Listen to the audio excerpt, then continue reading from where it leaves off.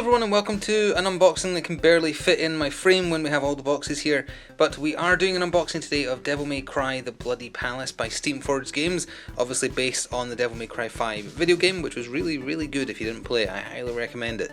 This is the Sparda pledge from the Kickstarter, so we have the core box, which we're going to be looking at first, and the 3 expansions, the Devil Trigger expansion, the Walking Arsenal expansion, and the Alpha and the Omega expansion. However, we are going to get those put to one side so we can focus on the main box, and then we'll go back to those in time. Here is the base box. 1 to 4 players, age 14 plus, roughly an hour to an hour and a half long per go of it. And it is based on the Bloody Palace minigame. It's about building up combos, killing enemies as stylishly as possible to collect the most red orbs to win. Now I should point out, in this pack I also got a very strange box, which is this little wooden box here, and it appears to be 2 replacement miniatures, and I did hear some scuttlebutt about some of the expansions, specifically the Walking Arsenal and the Alpha and the Omega, having broken miniatures in them, and I believe this is replacements for those, but we'll check that come the time. Very good service, if so. Replace them without having to ask, that's really good. Bad that they broke in the first place, good that you've done something about it. So, with that, let me just clear some space, and we'll get cracked straight in to the base box. Alright, let's get this lid off, and see what is inside. Oh, very nice. That is the van of the lady with the strange face. You'll know what I mean if you played the game. We have ourselves our rule booklet. Very similar in feel, length, design, etc. to the Resident Evil 2 and presumably the Resident Evil 3 board game once that one's out as well. You've got your icon references at the back here, and this is a rule book that is 27 pages long, counting the index. And some high score keeping and whatnot. Yeah, her. That's who I meant. And then you've got how to play, etc, etc.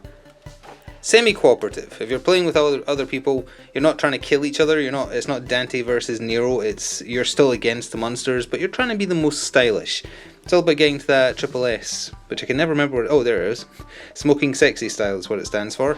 That's what you're trying to get to. You're trying to be the best. Look the coolest while killing the most. So this is the play area, which is the Bloody Palace itself. Then we have tokens and we have miniatures. Now there's no way I'm going to fit this in, I think. It's relatively small actually, I think it's a 2x2, I would guess. You've got your Bloody Palace, you've got your score tracks around the side, and in the centre's the spawn area. Is it double-sided? Not double-sided. That is what the play area looks like. We do have a lot to get through. Let's see here. So, a lot of miniatures in the base game, 5 playable characters, and then you've got some trash mobs, and then you've got some big bads. And I can never remember the names of any of the enemies from Devil May Cry except the bosses, because they have such bizarre names. Let me just open this real quick. So I believe that along with orb trackers, not sure what those are, HP markers, we also have, is this character? Yeah, this is character boards. So this is where, like there's 4, 1 for each potential player. This is where you put all your stuff, your playable characters, your cards, and your combos chain off of this. And the whole game is built around building combos based on card draw, and presumably you put your character card here or somewhere similar, and you can see or read what the basic actions you can do on a turner, run, attack, move, etc. So you get 4 of them. Now then, let's see here. How many layers of miniatures do we have? Is it 1 layer here? Nope, it is multiple layers. We do have the big, let's look at the big ones first, because they're easier to get out. That's my excuse. It's got sellotape on all corners. Although, honestly, I appreciate the secure packaging. I've been opening a few. Also, my scissors just literally broke. My scissors actually broke. Look, half of them fell off. It's fine, I'll just use my fingers, that's what they're for. There's 1. There's 2. 3 will be good enough.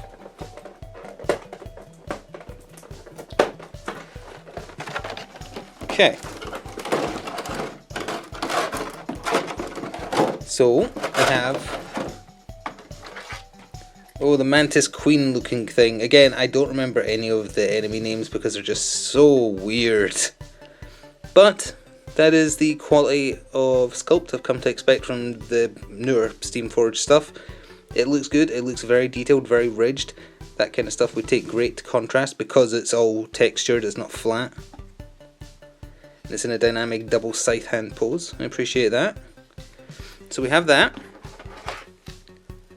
Then we have the Knight Dude. Some variation of Angelo probably, because they all are, aren't they? He's the smaller one though, he's not the big bad one. But again, good detail. He's got a hexagonal base, which is the theme of the game because of the board being hexagonal as well. Again, good quality, lots of texture. That's like, even if it's not super high detail, the texture on them is what really sets it apart from similarly priced sculpts. Oh, is this the assassin one of these? I despise the assassin lizards. I don't know, that might be a standard one. Either way, the assassin ones suck. And then the largest enemy in the base game, this is the horse boss that takes forever to kill when you're playing as V, I think, if I remember rightly. On his horse, that is a great sculpt. Again, very impressive looking, very faithful to how it looks in the video game from what I remember anyway, it's been a little while. You can see some of the join lines where they've put the parts together, but you can cover those up prior to painting if you wanted to. Yeah, that's a really cool looking miniature, I like that a lot. So we'll try and make room, because we don't just have the trash mobs and the playable characters, we also have some medium-sized mobs and the important cards. You know what, because my scissors broke, I'm going to go find another set. Alright, let's take a look at these. We'll start with the playable characters first. Oh, I forgot to cut one of them. There we are. So in terms of the base game, you get V, Nero, Dante, Trish, and then the Panther summoned for V, whose name I can't remember offhand. And while we take a look at these and some of the trash mobs, you get just the basic guys you cut up.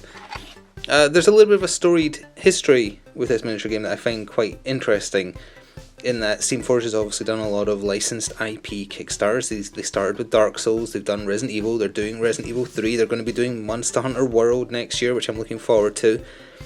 This Kickstarter is the least successful they've had, and by least successful I mean they made like $8,000 over their minimum to make it happen. And it isn't because Devil May Cry 5 was a flop. It's really, really good. I rate it very highly, so did many people. It sold very well, as I understand it. So I guess it was just treated with indifference for whatever reason.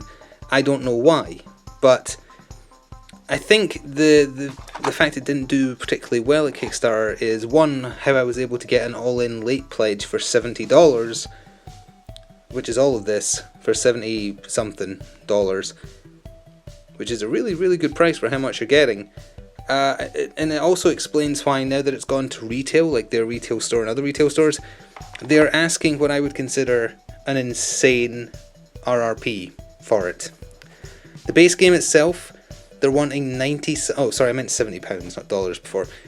They want £95, something like that, for this base game alone, and then it's like 35 or 40 or something for the expansions. That is pure insanity. That is insane. I have no idea what possessed them to go with that pricing.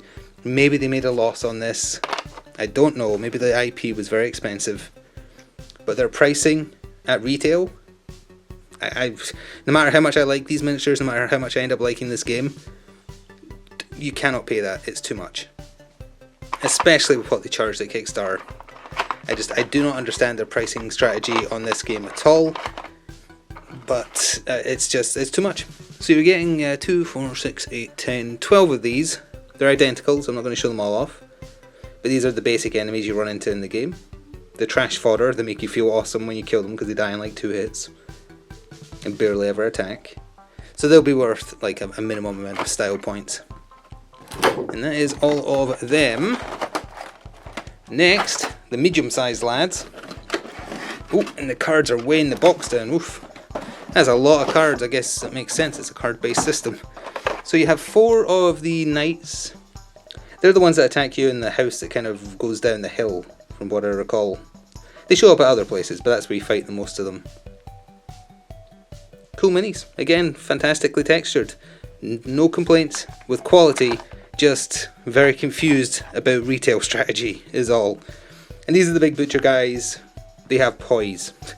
I will always remember them as the first enemy you encounter that has poise. In other words, you don't stun lock them with combos. You have to dodge. And they've got double cleavers. So we have a huge amount of cards, achievement cards. So we've got achievement cards. Ooh. We've got combo cards, presumably for all 4 characters. We have, oh there you go, Elder Garian Knight, or Garian Knight. That is the enemy attack cards, because they don't just stand there and let you kill them. They do try and kill you back. And these are combo cards as well. For instance, that's where it would chain off of the start of your profile card, and you have to follow the chain and match them up, and that's how you make combos. We'll take a look at the cards in detail in a second. We have potential layouts. Oh yeah, these are monster layouts and boss cards. And then finally, we have some more enemy AI related stuff by the looks of things. Alright, let's crack a few of these open. Alright, let's take a look in here. So are these, oh these are stat cards for the bosses, I see. Difficulty, oh, number of players dictates how much health it has. How much health, how much attack it's got, range wise. It can't be stunned, reduce the damage suffered from each attack by hunters to a minimum of 1. Proto Angelo, that was his name, that's what I was blanking on. Riot. Again, they have different stats on the back. So yeah, these are enemy stat cards. What was this one's name? Impusa Queen. Hell and Thenora. Can you tell why I didn't remember these? Red Impusa? Impusa. That's your basic enemy. They're worth 2, 5 HP, basic attack. Simple enough. So what are these cards then? These are special attacks, I guess. The ones on their card must just be basic, so it's for all of them. Yeah, advance. Move Proto Angelo 3 hexes towards the nearest hunter, place a guard token on him, then draw another card. So yeah, it's kind of like they're sort of like AI decks from the Dark Souls board game. And that's for all the base game enemies, so I imagine the expansions will come with more. Then achievement cards are how you score, I think, because you do things on the card. Claim this if you slay an enemy that has another hunter in its front arc. So these are just various achievements.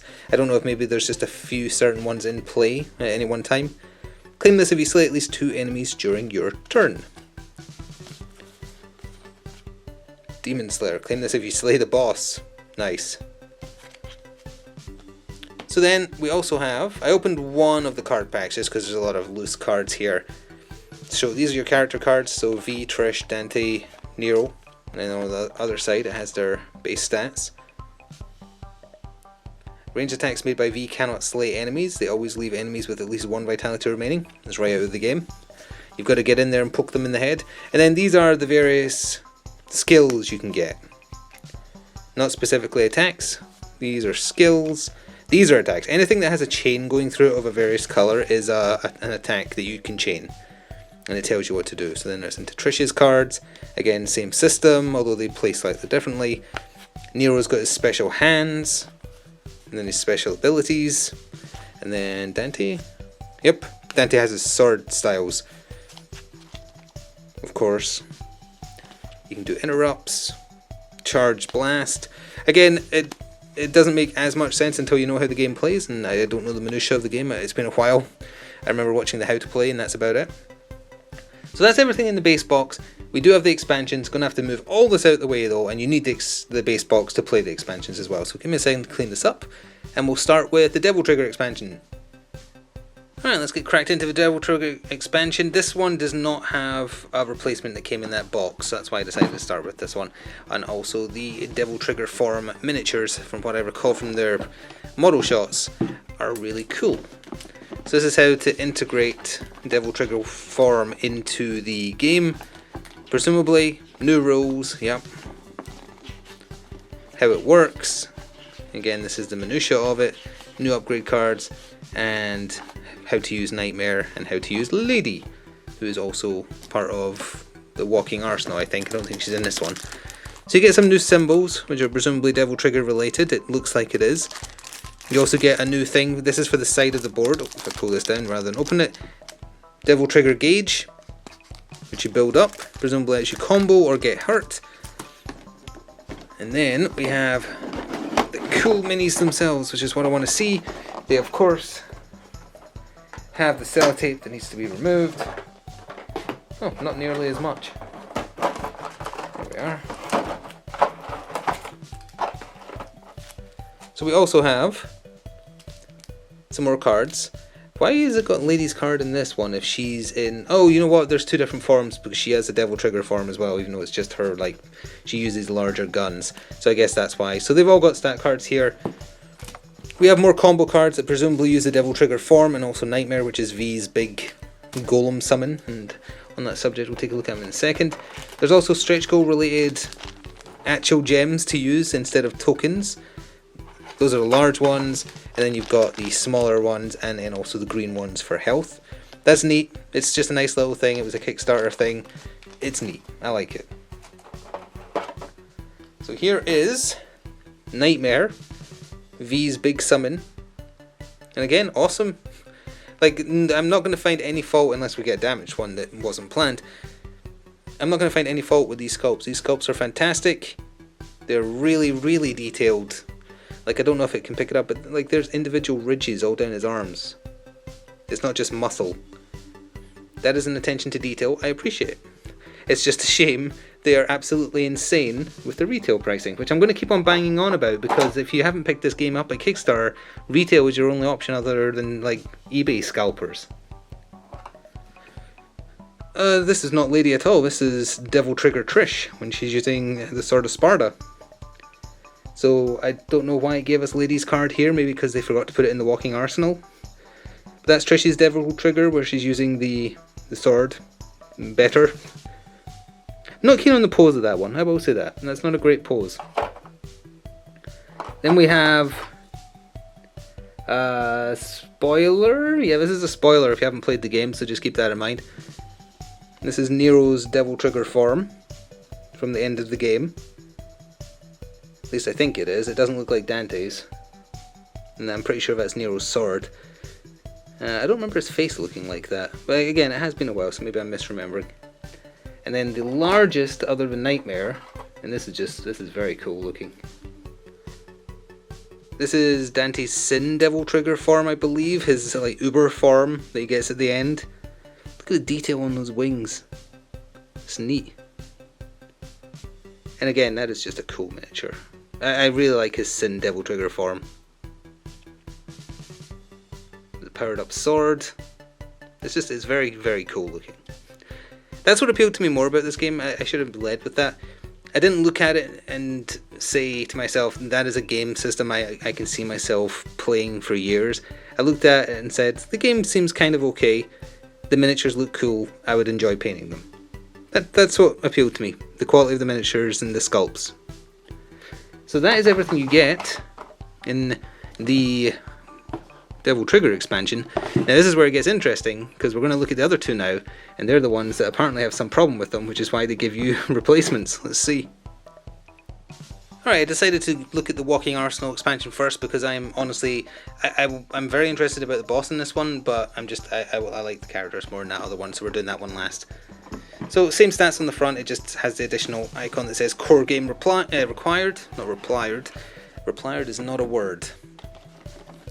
So we've got our Walking Arsenal 10-page on how to use Lady as a playable character. And that's basically it. So we have Lady's related icons that she needs, similar to everyone else's. We have some basic enemies, which are not particularly interesting. And then we have the interesting stuff that also includes a potentially damaged miniature, or mis-sculpted, I think is maybe the better way to put it. So let me just snip this open real quick so we can take a look at these basic guys. There we go. Oh, it's on four sides. The last box only had it on the front. It's fine. It's not like my left-handed scissors broke or anything. Having to use right-handed scissors like some kind of weirdo. we go.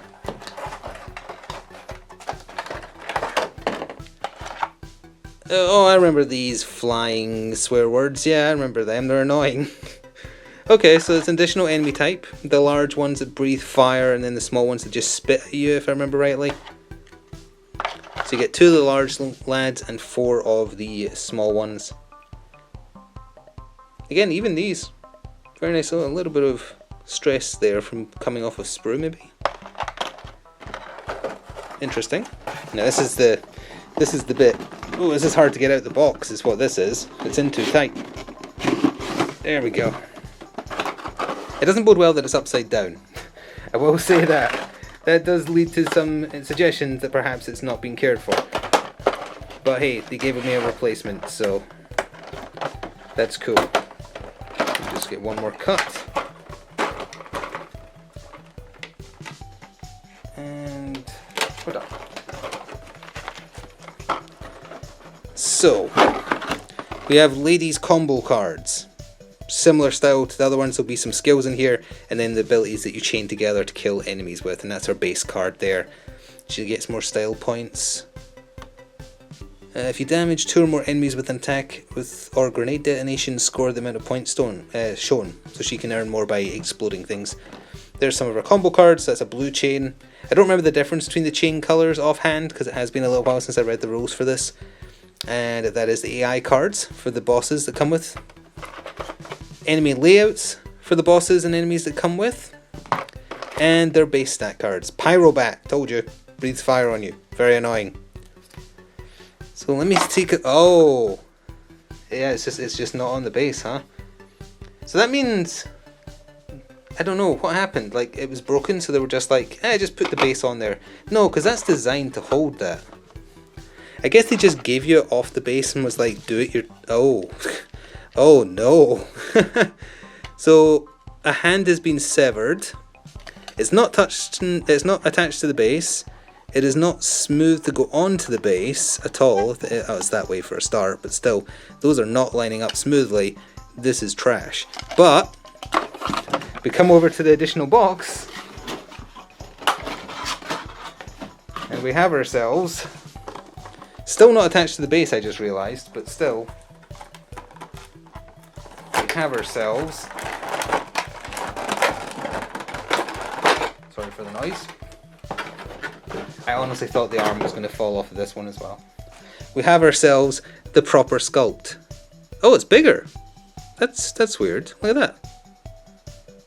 Oh, it was just totally sculpted then, wasn't it? It was done at the wrong scale, so that's why it's not fitting the base. Because look at that. That's the same thing. Same sword, just smaller scale. And then the base it came with is a little bit weird. Like if we just compare the bases real quick. I don't know why the base is so thick. I guess the rest of them kind of have thick bases. And more importantly though, like it goes into the hole. I'm not going to force it in right now, but because I'm not sure if it's this way or this way. I think it's actually meant to be this way. Yeah, it's totally meant to be that way. But that fits, so yeah, that's why they included that plus another miniature we'll get to in a second. But it's so weird that the scale is wrong. They just must have messed up at wherever they were produced. So then we have Lady's Devil Trigger form, which is just explode with more grenades. We have her base miniature herself. I like that pose. Just her standing triumphantly with her rocket launcher on her back, holding it like Cloud's Buster Sword. And then some more basic enemies. Those are the cool things with the size. I like those. They're a bit too elongated, but that's by design. In fact, there is 1, 2, 3, 4, 5, 6 of them, all identical. So that is interesting, and we're not done yet because there's one more damaged miniature that we already have a replacement for. Let's get on to the Alpha and the Omega. So it's all come down to this, the Alpha and the Omega. Ooh, lid on this one's a little tight. We're in hacker voice. So the rules for including the characters used within, although it's all enemies in this one. You don't get to play as Virgil because it was not made at the time the DLC where you get to play as him exists. Oh yeah, this is going to be interesting. So that must be related to his attacks, I guess. weird packaging for this one. It's all over the place. So, what was the name of the big bad demon lord, king, whatever? I keep wanting to say King Verizon, but that's not right. Urzian, perhaps? Something like that. I'm sure we'll discover in a second. Let me just get rid of this sellotape. Done. Yeah, this is very strangely packed. So we have our cards on the side here. Urizen! I was close! Or Urizen. However, his AI cards, and also Virgil being here as well. And his actual stat cards. Virgil and Fury. Fury's the Assassin one! That's the one I was talking about. I hate him. And then the boss layouts and fights as well. So, let me see. So this is the big bad, sort of the game. This is his base, presumably. As you can probably tell, this is the other miniature they've replaced because this is garbage. Alright, let's see. Let me just crack open the box here. Get off the sellotape. We open this up. And just like that, we have a better, correctly scaled Urizen. He's not, the size difference isn't as obvious, but it is obvious. Honestly, the detail is better. This must just be a lesser, like, when you're making this stuff and you do your test miniatures, you lower the quality a little bit. It looks like that's what this is, and they included it by accident instead of bumping up the scale and quality to what it should be in the finished game, because it does not have the depth or detail at all. In the base, again, this is probably a prototype base that they forgot to update, so no wonder it doesn't fit. Whereas the large man himself over here, it fits perfectly. Kinda. It's this way. Is it this way? No, I was right the first time. Yeah, you've got to pull his legs apart a little bit to make it fit in that base, but still, it will fit better than this little lad. So then we have Virgil himself as the boss, holding up Yamoto. Very neat. And then we also have his Devil Trigger form, which is cool. Very, very nice looking. Very, very. I just like his and Dante's forms a lot. Very cool looking. And they oppose each other as well with the way they've been sculpted, which is a nice attention to detail. So then you've got the assassins. You've got two basic ones and then one large one, I think. The armoured one, whatever he was called. I hate them. I wish to spend no time on them. Yeah, that's the armoured one that rolls around like an Urigan. Neat looking. It bodes, like, this Devil May Cry 5 has so many weird looking beast type enemies. It bodes well for the sculpts for the monsters in the Monster Hunter World miniature game they're doing next year, which I am looking forward to. It'll be the next thing by then I back, probably. So yeah, that's what a ride with a very interesting game. Sending you replacements without having to ask because they knew they messed up by mistake. Ridiculous retail pricing point, which I cannot recommend regardless, just because of the... I mean, it makes sense to up the price a little bit from the Kickstarter. It almost seems like they're better. You know what I mean? It's like, oh, you didn't back this? Well, no, you pay more than what everything here cost me if you just want the base box. How do you like that? Maybe you should back us in the future. It probably is not that, but it comes across like that because there's no logical reason for the price point beyond what I was pontificating about, which is them trying to make back the licensed IP payments because this did not do well at Kickstarter. It did not. It scraped by. And I don't know if that was indifference or some other reason. But we're going to give this a go in the future. Probably pre-painting, because I'm going to paint this slowly over time, just whenever I feel like it. But we'll give it a go, see how it is. And if you were curious what you get in either of the expansions, or all three expansions rather, there's not two, there's three, or the base box of Devil May Cry 5 The Bloody Palace by Steamforged Games. Hopefully this helped you out in making a decision, informed or otherwise. We'll take a look at how it plays down the line. Look out for that. Thank you for watching. See you next time. Ta-ta for now.